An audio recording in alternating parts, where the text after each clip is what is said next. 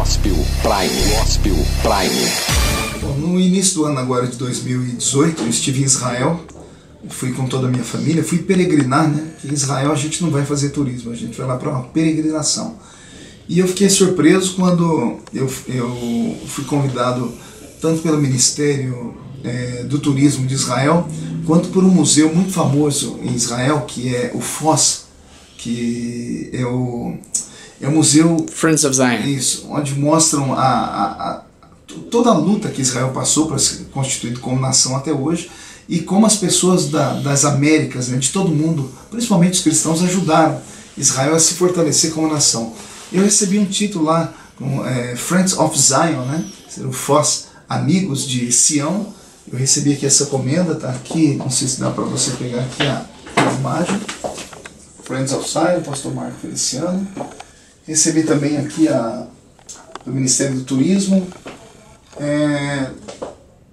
E eu recebi aqui, deixa eu ver aqui, esse aqui é o diploma do Estado de Israel, né? Eu estive lá como peregrino e também como turista, como embaixador amigo de Israel.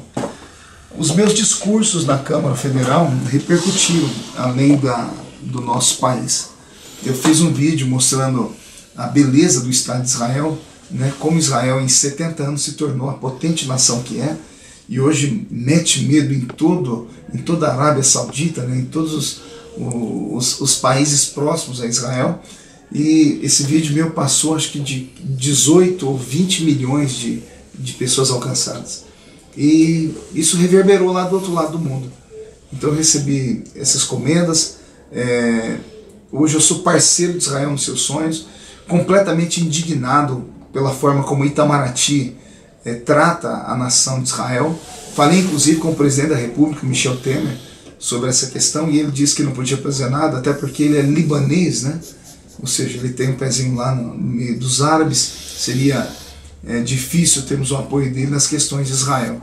Mas não me é estranho saber que o Itamaraty trata Israel como trata, até porque o ministro Aloysio Nunes foi motorista de Marighella, né? O grande comunista, o grande terrorista que matou pessoas aqui no nosso Brasil.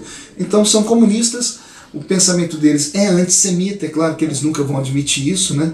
Mas a ida do nosso ministro até a Palestina agora, fazendo uma série de promessas, como a construção de hospitais, eu queria saber por que não constrói hospitais aqui no Brasil. Nossos hospitais estão falidos e o ministro Aloysio vai daqui até Israel fazer promessas de construção de hospitais entre os palestinos. Eu sei que a bondade tem que ser feita a todos os povos, indiscriminadamente para qualquer pessoa, não importa a sua crença, a sua raça, a sua orientação sexual. Mas o Brasil precisa cuidar dos seus filhos primeiro. Primeiro faça a lição de casa. Primeiro cuide da saúde dos nossos filhos, porque nós temos pessoas que morrem nas filas dos hospitais aqui, e temos cidades ribeirinhas, por exemplo, eu conheço quase todo o nosso país, que não tem uma unidade de saúde onde não é um hospital. Aí o ministro vem para fazer graça internacionalmente, para aparecer para a Unesco, para aparecer para a ONU, e promete hospitais lá na Palestina. Aliás, a Palestina nem nação é ainda, né?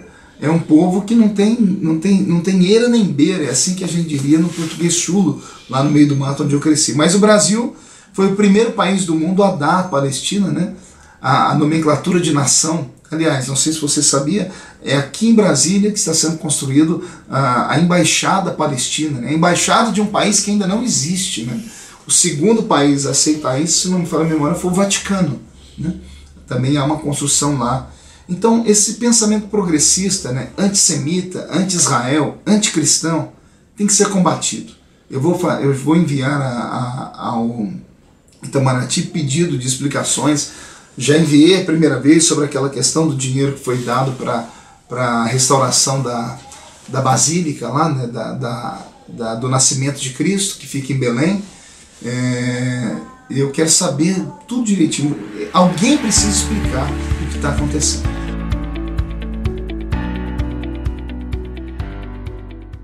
Estou muito feliz com o estado do Rio de Janeiro. Sei que vocês têm muitos telespectadores e leitores do estado do Rio de Janeiro, e eu recebi aqui agora uma comenda que é a entrega da medalha de mérito Pedro Ernesto. Parece que é a maior comenda do estado do Rio de Janeiro dada a uma pessoa. e vai ser agora dia 12 de março, às 19h30, lá no estado do Rio de Janeiro. Não sei se dá para dar um closezinho aqui. Queria aproveitar e convidar os irmãos do estado do Rio de Janeiro para estar comigo nesse dia 12. Eles queriam me entregar essa medalha lá no Paço Municipal, na Câmara Municipal, né? Como é feito sempre, com todo o glamour, com as honrarias, com o mestre de abertura. E eu disse a eles que eu preferiria receber essa comenda dentro de uma igreja. E aproveitando que eu vou estar pregando lá em Campo Grande, na Igreja Batista Monte Oreb, dia 12 de março às 19h30, então o vereador que propôs essa medalha para mim, que é o Bispo Enaldo, que é da Universal, um grande amigo aqui, mandou um abraço, ele está convidando as pessoas para estarem na igreja, então eu vou pregar e vou receber esse título aqui, que para mim é uma honraria. Eu já tenho outros títulos aqui na parede, não sei se você já percebeu, eu sou do Rio de Janeiro, eu já tenho o título de cidadão benemérito do Rio, eu tenho o título de cidadão, esse aqui é o título de cidadão do estado do Rio de Janeiro, esse aqui é o título benemérito do estado do Rio de Janeiro, eu tenho alguns títulos aqui embaixo, é muita coisa, não dá nem para falar aqui, né? Então eu agradeço. Esses títulos são apenas o reconhecimento de um trabalho feito em prol da comunidade, mas toda a honra e toda a glória é dada àquele que está acima das estrelas e assentado no alto e sublime trono.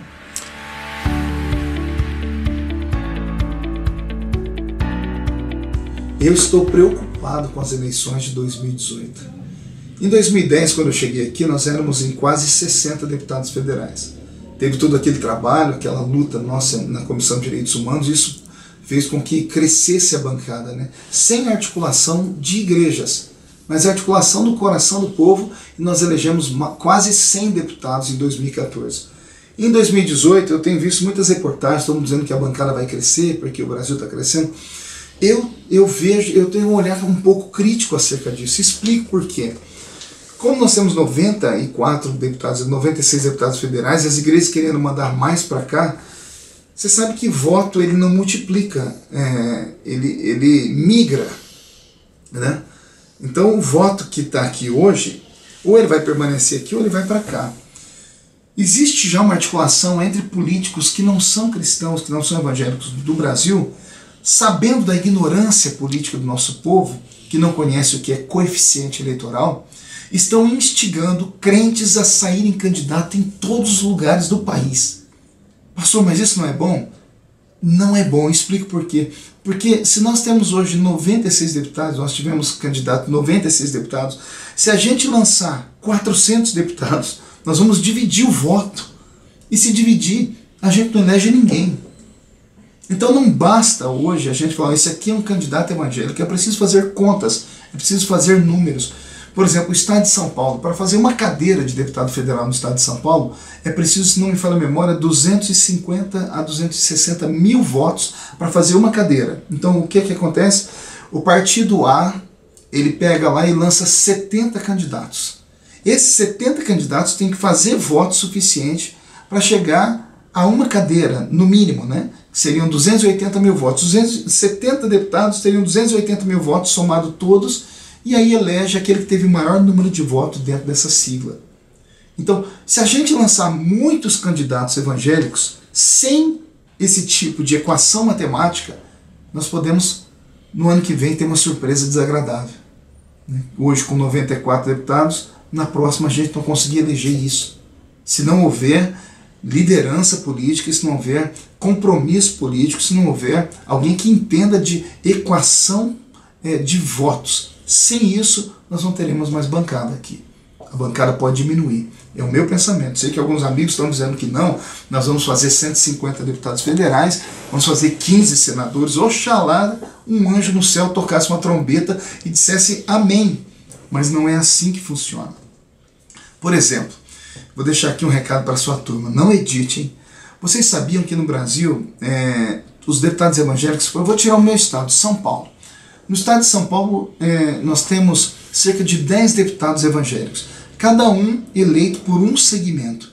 Por exemplo, a Assembleia de Deus do Belém tem o deputado Paulo Freire, a Assembleia de Deus de Madureira tem o deputado Mudalém, A Igreja do Evangelho Quadrangular tem o deputado Jefferson Campos. A Igreja Brasil para Cristo tem o deputado Roberto Lucena. A Igreja Renascer em Cristo tem o deputado Marcelo Aguiar.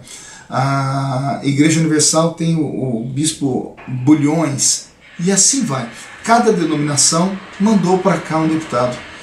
Eu, Marco Feliciano, sou o único deputado desses evangélicos eleito sem nenhuma instituição me apoiar. Aliás, quando chega a época de campanha política, como agora, eu sou proibido de passar na calçada das igrejas. Sou demonizado e os pastores vão para o púlpito e ainda mentem, falam um monte de besteira, porque não querem que o eleitor vote em mim, mas vote no candidato deles, porque o candidato deles representa a instituição.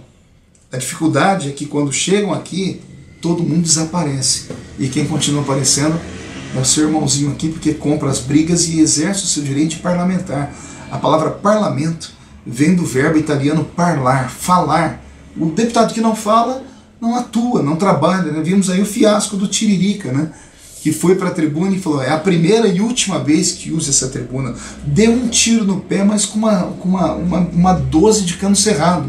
Né? Como é que um parlamentar não fala? Se ele viu tanta podridão aqui, por que ele passou 7 anos sem denunciar? Por que ele não falou das coisas no microfone? Por que ele não fez uma denúncia? O parlamentar é para isso. O parlamentar cristão não é para vir aqui ser um deputado de balcão, um político que vai negociar suas emendas, apenas isso. Entenderam? Tem que aparecer, tem que dar a cara a tapa. E esse sermãozinho aqui geralmente é o que mais põe a cara para bater. Só que eu não tenho apoio de instituição nenhuma. Talvez por isso tenha tanto voto. Porque hoje a situação está tão difícil que se um pastor botar a mão na cabeça de alguém e falar, esse é o meu candidato, o crente já fala, então não vamos votar nele não, porque alguém ganhou algum nessa história. É assim que está vivendo hoje a nossa comunidade evangélica. Ninguém confia mais em ninguém. Né? Só a título de curiosidade para vocês.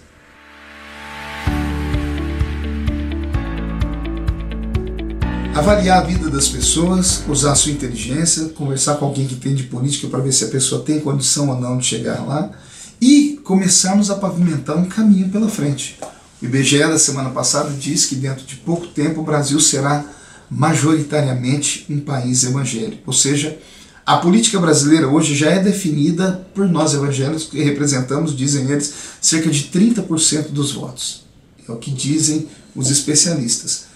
Todavia, a gente não vê esses 30% de voto nas urnas, ou se estão nas urnas, estão pulverizados, como eu disse, e não são capazes de fazer aquilo que tinham que fazer, trazer para cá pessoas comprometidas com o reino.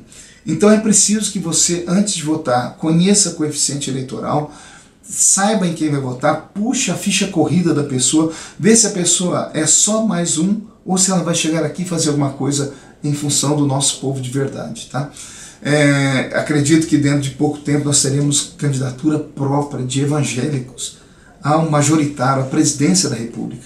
E isso passa pela mente dos crentes de fazerem um político evangélico ser reconhecido e ter uma expressiva votação em algum segmento.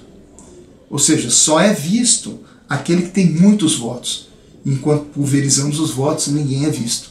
Entenderam? Eu perdi para o Tiririca, eu fui o terceiro mais votado do estado. Poderia agora estar disputando, quem sabe aí, o coração de algum grande partido e querer lançar um presidente que tenha potencial de votos. Mas eu acabei perdendo para um Tiririca. Mas e se de repente Deus abençoar numa próxima candidatura, querendo Deus exploda de votos? Isso muda o peso político aqui e quem sabe em 2022 a gente não tenha surpresas por aí.